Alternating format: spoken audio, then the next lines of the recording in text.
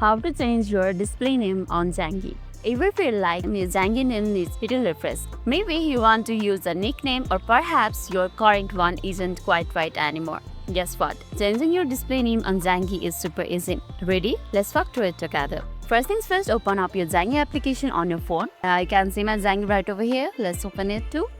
Once you insert the Zangi app, you will see this type of interface. Now what you have to do is simply go to the setting. For that, tap on setting icon which is in bottom right corner over here. Tap on it.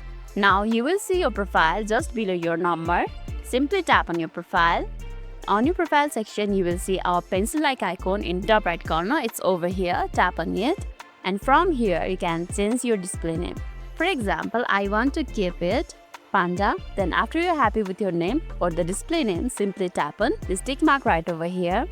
And that's it. Your Zangi display name is now updated. See how quick that was. Anyone you chat with on the Zangi will now see your brand new name. Give it a try. So that's all for today's video, and if this video made your day a little bit easier, don't forget to like and subscribe for more amazing tips.